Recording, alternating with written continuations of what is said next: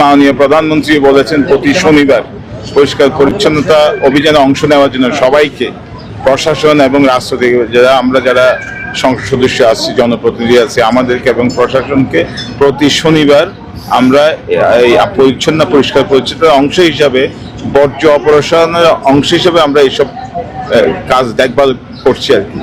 তাই এখানে পৌরসভা অনেক আগে কাজ শুরু করেছে। আপনারা জানেন যে অতি বৃষ্টি হলেই এখানে জলবদ্ধতার সৃষ্টি হয় এবং আমাদের জনগণকেও সচেতন হতে হবে। কারণ আপনার পলিথিন, এটা ডাস্টবিন বানিয়ে ফেলছে। এটা নালা নর্দমা নালা কিন্তু পানি যাওয়ার জন্য, ড্রেন কিন্তু পানি যাওয়ার জন্য, এখানে আপনার ময়লা ফেলার জন্য না। আমাদেরও সচেতন হতে হবে যাতে আমরা ময়লাটা পলিথিন করে নালাতে না ফেলি, ড্রেনে না ফেলি। ড্রেনে ফেললে কিন্তু পানি যাবে। এই যে সৃষ্টি, আগে তো কক্সবাজারে কখনোই জলবদ্ধতা ছিল না, এইটা আমরাই সৃষ্টি করছি। এখন আমাদেরকে সবাইকে সচেতনভাবে কাজ করতে হবে। এখানে প্রত্যেক বছর লক্ষ লক্ষ পর্যটক আসে সমুদ্র সৈকতের আকর্ষণে। কাজেই এই শহরটাকে পরিষ্কার পরিচ্ছন্ন রাখা এটা আমাদের সকলে, আপনি আমি আমরা সকলের আমাদের নৈতিক দায়িত্ব। কক্সবাজার পৌরসভা তাদের যে সীমিত জনবল, সীমিত সম্পদ, ইকুইপমেন্ট আছে, তার পক্ষ থেকে ওনারা চেষ্টা করে যাচ্ছেন সামনে বর্ষার আগেই যেন যত নর্দমা আছে, ড্রেন আছে, সেগুলো পরিষ্কার পরিচ্ছন্ন রাখা, যাতে ভারী বর্ষণ হলে কোনো এলাকা ডুবে না যায়।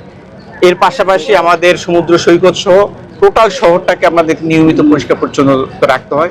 পৌরসভা এই কাজটা যথাযথভাবে করে যাচ্ছে।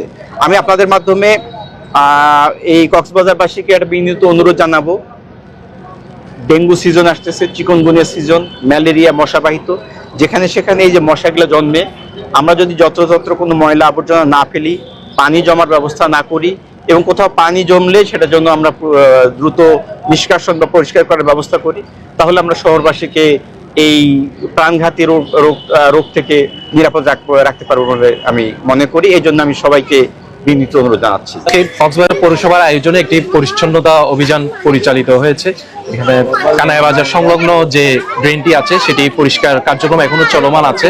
তো সেই সাথে আমরা যুব সংগঠন এমবোল্ডেড বাংলাদেশ, এখানে আমরা একটি সচেতনতামূলক প্রচার অভিযান পরিচালনা করছি। আমরা আপনারা দেখতে পাচ্ছেন, আমরা মাস্কট এবং মিউজিকের মাধ্যমে এই এলাকায় শিশুদের আকৃষ্ট করে এবং কমিউনিটিকে আকৃষ্ট করে আমরা একটি প্রচার অভিযান পরিচালনা করছি, যেখানে এই এলাকার একটি আমরা বর্জ্য ব্যবস্থাপনা কমিটি গঠন করেছি।